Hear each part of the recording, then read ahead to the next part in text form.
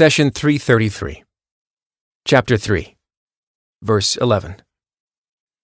كدأب آل فرعون والذين من قبلهم كذبوا بآياتنا فأخذهم الله بذنوبهم والله شديد العقاب. Just like the custom of Pharaoh's clan and those who were before them, who denied our signs, so Allah sees them for their sins, and Allah is severe in retribution. Chapter 3, Verse 11. In the previous verse, Allah told us about the disbelievers who disregard faith while chasing after worldly possessions. All they chase after, family, connections, and wealth, will be useless in the hereafter. Who was the best example of chasing after greed and power? Perhaps Pharaoh. God used the word custom to describe the actions of such people. To be accustomed to doing something means that you worked hard without interruption to establish a habit. We say, so-and-so is accustomed to gossip and backbiting. Does this mean that all of this person's actions are limited to gossip and backbiting? No, but gossip is his or her most notable trait. God says, just like the custom of Pharaoh's clan and those who were before them, who denied our signs. Allah wants you to consider what happened to such people as their punishment was not postponed to the hereafter. He says, just like the custom of Pharaoh's clan and those who were before them, who denied our signs. So Allah sees them for their sins, and Allah is severe in retribution. Chapter 3, Verse 11. On the other hand, just because they were seized in this world, Allah does not want you to think that they escaped the punishment of the hereafter. He says, there is a punishment for them in this world, but the punishment of the hereafter will be harder. No one will shield them against God. Chapter 13, Verse 34. Here you may ask, if God has reserved the severe punishment for the hereafter, then why are people also punished in this world? We answer that if all punishment was postponed to the hereafter, people's lives would become wretched from the sinners who see no consequences to their actions. Thus, God gives us many real-life examples, from Pharaoh to modern oppressors.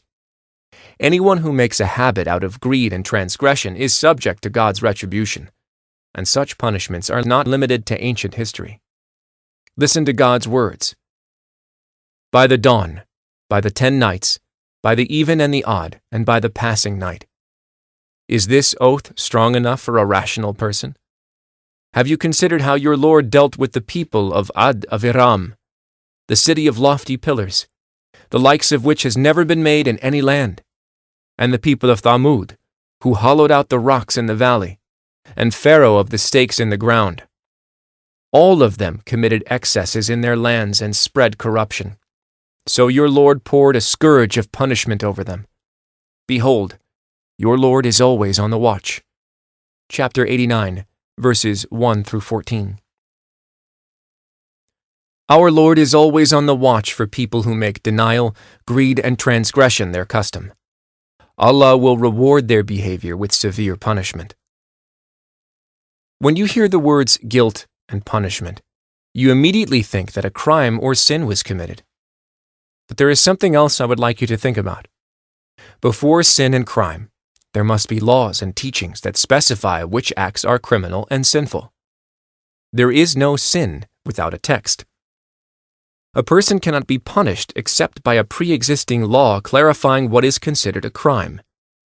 You cannot start arresting people and say, we decided that what you were doing is a punishable crime. Rather, it is necessary to pass laws, give warnings, and present a clear text explaining criminal behavior. Only then punishment can be exercised. Put simply, there is no punishment without a crime. There is no crime without a law. And there is no law without a text. God says, whoever accepts guidance does so for his own good. Whoever strays does so at his own peril. No soul will bear another's burden, nor do we punish until we have sent a messenger. Chapter 17, verse 15. The Quranic text about any sin or punishment confirms the legal process that we all recognize around the world. God informs, sends ample signs and messengers, and only after repeated warning does the punishment fall. He says, "Just like the custom of Pharaoh's clan and those who were before them, who denied our signs. So Allah sees them for their sins, and Allah is severe in retribution." Chapter 3, verse 11. Let's look at another example from the Quran. God says, "Indeed, Allah does not forgive that any partner should be ascribed to Him, but He forgives anything besides that to whomever He wishes. And whoever associates any partner with God has indeed fabricated a most heinous sin." Chapter 4, verse 48. Again, the law is clear. God may forgive all sin except for ascribing partners unto Him, because partnership with God is declared as the greatest crime. Now listen to the following verse.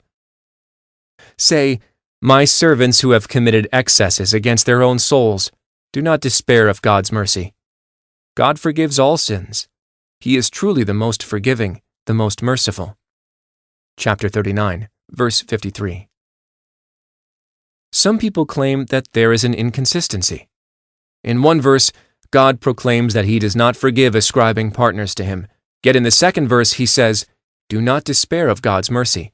God forgives all sins." Isn't that a contradiction? We answer that, to the contrary, if you take the time to study the verses properly, you will find beautiful consistency. God starts verse 53 of chapter 39 with the phrase, "Say, my servants." In other words, Allah is addressing His followers and worshippers who believe in His oneness, yet they have sinned. Their sins have not reached the highest level where they ascribe partners to God. Thus, they have hope in God's mercy. As for those who ascribe partners to God, they are not among God's servants, and their sins will not be forgiven.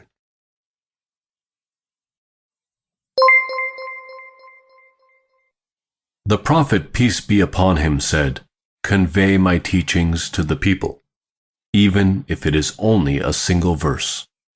Please take a moment to subscribe and to share with your family and friends.